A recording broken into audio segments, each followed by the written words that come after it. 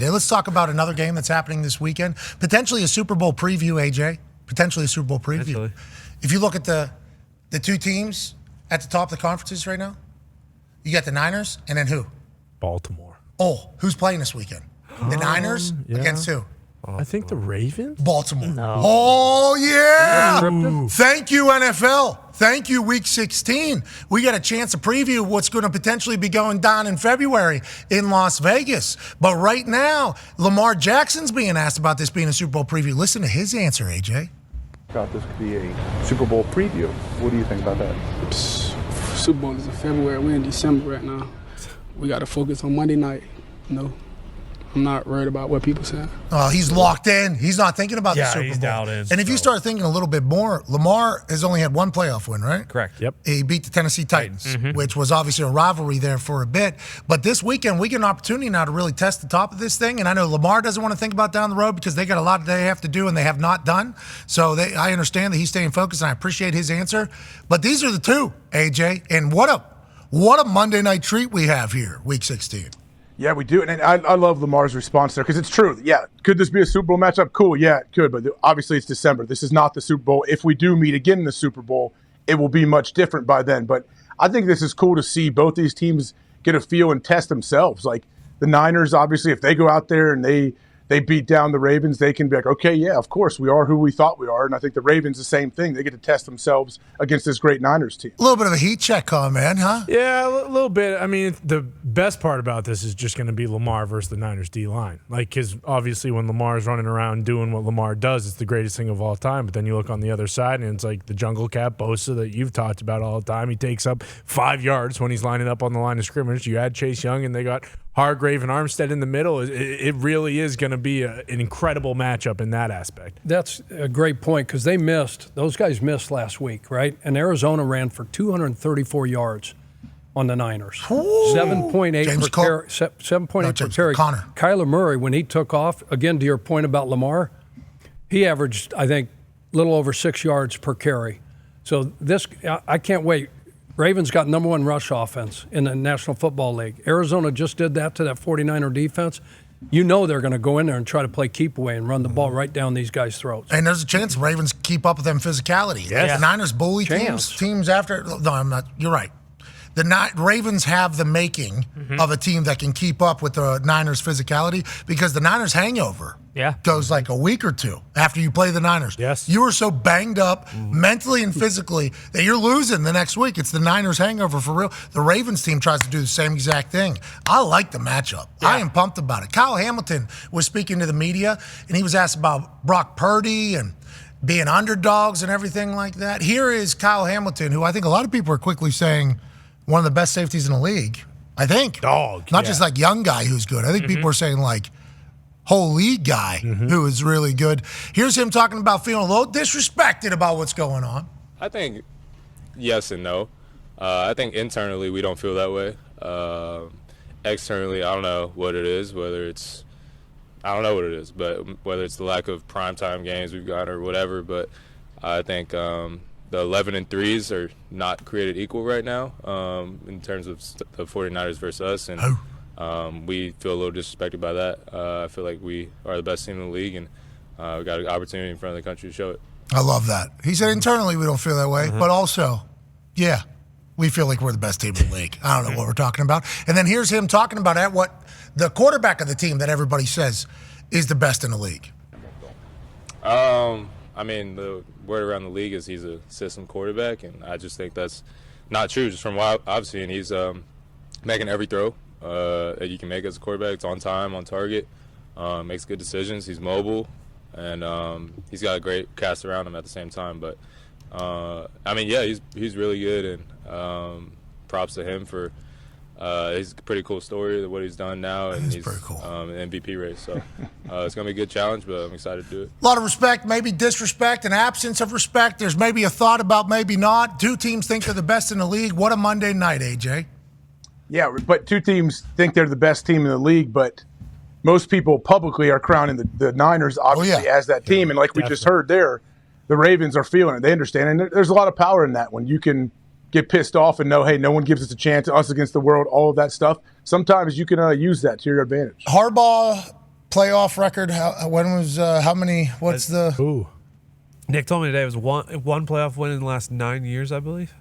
And then for the Pittsburgh Steelers? One, their last one was 7 years ago, I believe. Oh, so you were looking for stats just to make you feel good. No. Sure. That was not me. Okay, but I do appreciate that because the staple that is Baltimore and how much respect we all have for them. It's like playoff success has not been as easily found as we would all expect. But this year it's probably going to be different. It feels like this team is different, Chuck, doesn't it? Yeah, absolutely. I mean, you talk about well-rounded offense, defense, special teams. You mentioned Kyle Hamilton. The way they use Kyle Hamilton on defense, he's got to have such a big brain football-wise. He can cover, he can blitz, he's great in the box against the run. You don't find safeties that can do all that anymore. They're either like we say, hey, he's a box safety, and we don't want him anywhere near man-to-man coverage or deep, or he's, a deep safety, whatever. He does it all. He plays multiple positions, safety and base.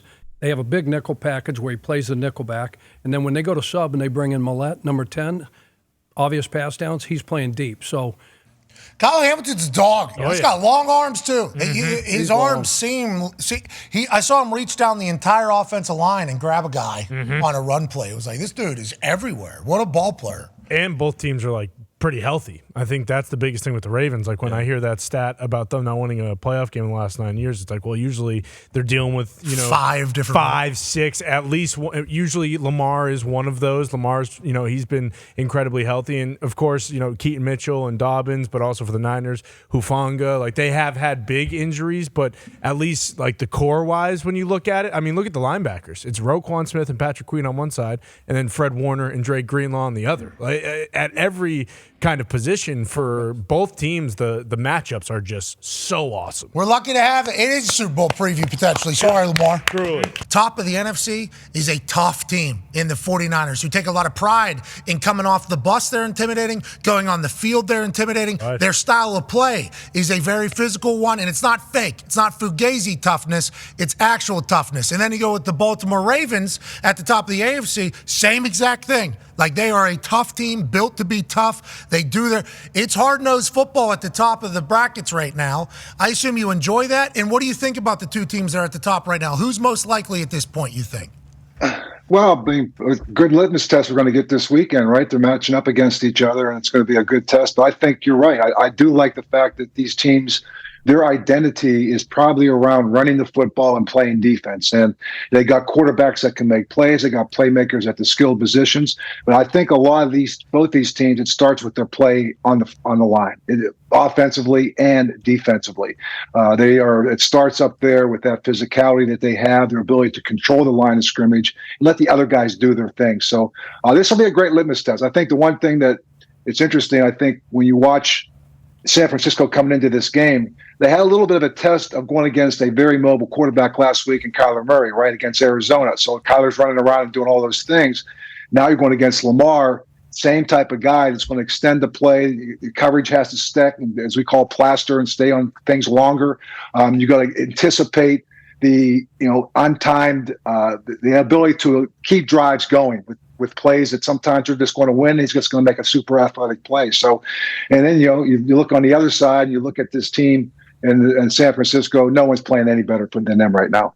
That's how everybody feels, Bill. It's like Baltimore has heard that, though. They're using that and drawing from that as, they're the best team in football. They feel the exact same way. It's a beautiful Week 16 matchup. Go ahead, AJ.